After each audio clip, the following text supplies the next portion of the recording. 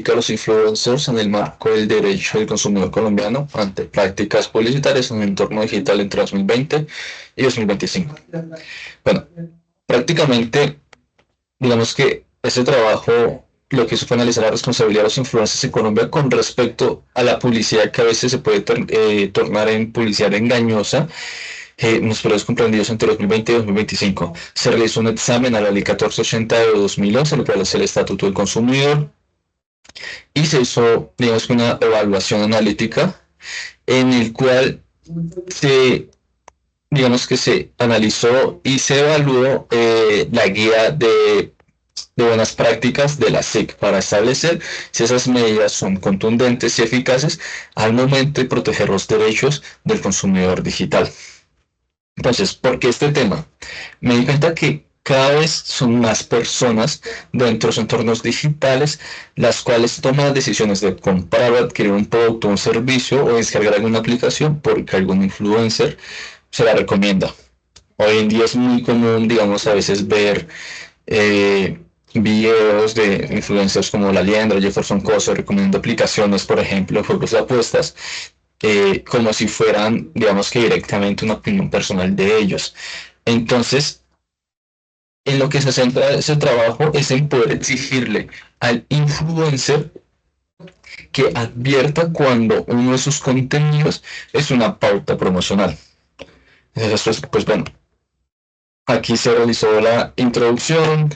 en el cual pues se analizó pues primeramente la normativa local y se comparó con la normativa internacional. Se demostró, o bueno, se llegó al descubrimiento de que en Estados Unidos la FTC, que es la Federal Trade Commission, desde 2017 obliga a revelar las relaciones comerciales con los contenidos patrocinados, o si no, le imponen sanciones. Un caso que fue muy popular sobre eso fue un caso de una Kardashian, a la cual, si no estoy mal, la obligaron a pagar 1.2 millones de dólares por ignorar esto. A su vez, en Reino Unido también se encontró de que tienen, digamos que, una guía con carácter vinculante en la cual a los influencers se les obliga que cuando generan un contenido tengan que agregar ciertas etiquetas o hashtag especificando que eso es, digamos que es promocional, o sea, que le pagaron en una contraprestación atrás, la cual, digamos que, insta al influencer a generar dicho contenido. Estos tipos de hashtags pueden ser hashtags como promoción o contenido patrocinado, entre otros. Por su parte, digamos que en Colombia la Superintendencia de Industria y Comercio llegó a emitir fue una guía de buenas prácticas en la publicidad a través de los influencers, pero esta guía no tiene un carácter vinculante, o sea que el influencer puede decir si la sigue o no la sigue, lo cual obviamente termina generando un riesgo en la protección de los derechos del consumidor digital. Entonces, pues bueno, aquí se realizó los antecedentes investigativos donde está todo lo que pues, eh, se explicó, digamos que el problema que se llegó a abordar es si deben ser los influencers considerados como sujetos jurídicamente responsables cuando inducen en error al consumidor. O sea, de pronto ellos sabiendo o al no haber realizado una debida diligencia para corroborar que el producto y servicio que están promocionando es de calidad o cumple con sus expectativas, si no cumple con esos requisitos, si ellos deben ser jurídicamente responsables. Entonces, digamos que el objetivo fue analizar el marco legal colombiano, si es suficiente para proteger a los consumidores digitales, se comparó con el marco normativo de otros países que regulan esta materia, y pues bueno, lo primero que llegué a encontrar es que, parte de esa, bueno, mm, mm, bueno, aquí, digamos que la Academia Colombiana se ha centrado, digamos que en unas perspectivas sociológicas y comunicativas de este fenómeno, mientras que los análisis jurídicos siguen siendo incipientes. La verdad no se ha avanzado mucho en temas normativos respecto a esta materia. Digamos que la única solidez que hay es el tema de la guía eh, que emitió la SIC, pero pues al no tener carácter vinculante de la verdad es poco fiable. Entonces, lo primero, hay un vacío normativo en el Estatuto del Consumidor. Pues digamos que estos hablan de anunciantes, proveedores y productores, pero jamás se menciona el influencer, a pesar de que estos cumplen actualmente una función comercial muy clara en el momento de promocionar los productos. Segundo, aunque las TIC, digamos que en algunos casos los influencers podrían ser solidariamente responsables con la marca, esto no está regulado realmente con una precisión, lo cual genera una seguridad jurídica tanto para los creadores como para los consumidores. Lo tercero es que muchas veces los consumidores no saben si el contenido que está emitiendo este influencer es una opinión personal o digamos que es un contenido patrocinado. Realmente a veces se demuestra que un 55% de los jóvenes a veces no tiene clara esta visión para poder reconocer si lo que está emitiendo este influencer realmente es una opinión personal o simplemente es contenido especial. Entonces, pues bueno, realmente estos pues, fueron lo que se analizó, es el marco teórico, pues en el cual se definen, digamos que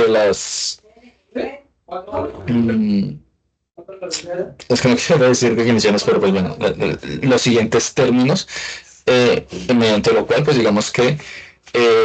se elabora ese trabajo. El influencer, pues se define como una persona que cuenta con un conocimiento sobre un tema en concreto y por su presencia e influencia en las redes sociales puede llegar a convertirse en un prescriptor importante por una marca o una empresa. La publicidad digital, pues la comunicación de productos o servicios a través de unos medios digitales. Publicidad encubierta es muy importante ya que se refiere a la promoción de bienes o servicios sin que el consumidor lo sepa. Esta práctica fue identificada por la OCDE y dice que esto es un riesgo para el consumidor. Muchas veces un influencer dice, hey, no, me compré tal reloj, por ejemplo, súper bien, de muy buena calidad y demás, súper garantizado y demás. Me encantó tal cosa, pero jamás llega a especificar si es una publicidad, una pauta promocional. Razón por la cual muchas veces el consumidor no puede discernir si está frente a una opinión personal o frente a una publicidad. Pues bueno, aquí se realizó la evaluación del marco normativo colombiano, se evidenció que la ley 1480 tiene vacío normativo que regulan esa materia, pues se hizo un análisis a la guía de las buenas prácticas de la SIC, se demostró que pese a ser soft law, vemos que no tiene ese carácter vinculante ni sancionatorio, entonces pues la verdad no es un mecanismo idóneo para proteger los derechos del consumidor.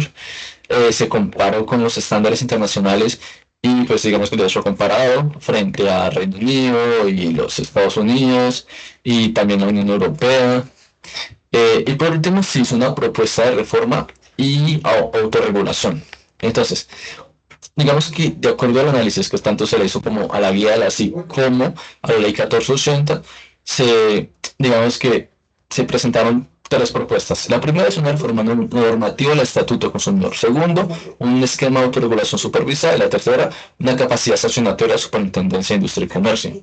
La primera, que es incorporar la definición legal de influencer. Se sugiere añadir el numeral 19, artículo 5 de la ley 1480, que queda así, que pues digamos que hay una definición del influencer dentro del estatuto,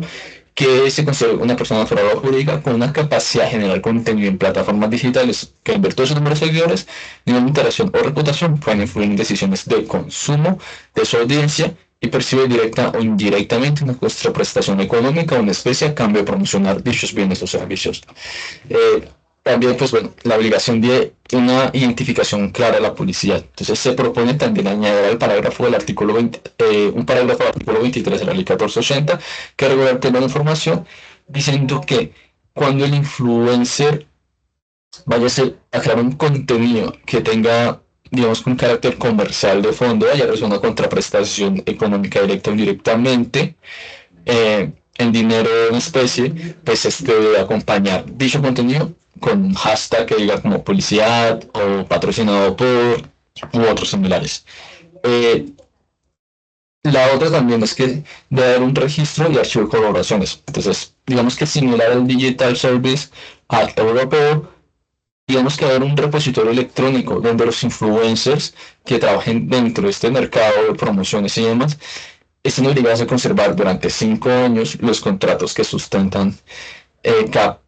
publicación patrocinada y que dicho repositorio pues pueda llegar a ser hecho por la SIC en cualquier momento, si están siendo investigados o si están siendo investigados. Eh,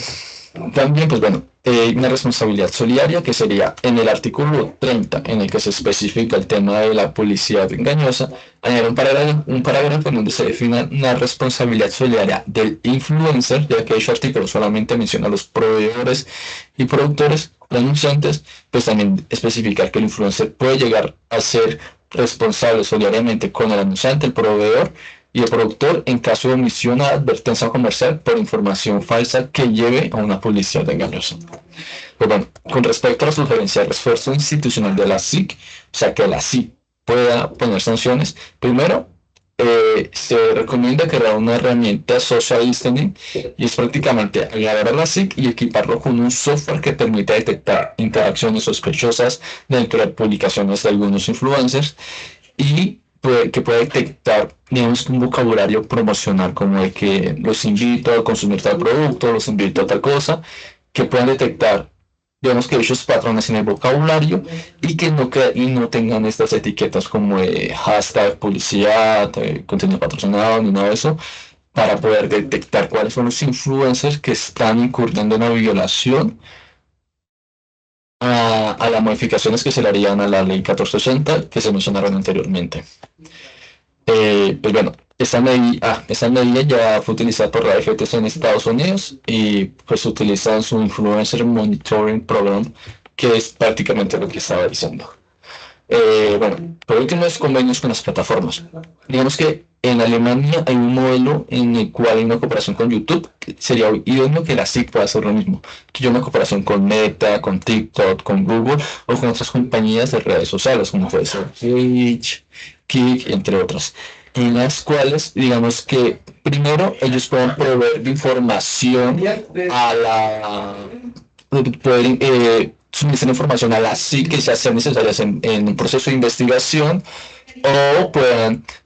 cuando las SIC lo requieran, como, hey, este contenido no cumple con las normativas, por favor, retiro la plataforma y que se pueda hacer inmediatamente. Entonces, pues bueno, las conclusiones son, primero, que hay una necesidad de definición y responsabilidad en la ley 1480, ya que esta no regula al influencer como un sujeto responsable de las relaciones comerciales, lo cual digamos que impide, en cierta forma, exigir una debida diligencia en materia de transparencia publicitaria. Segundo,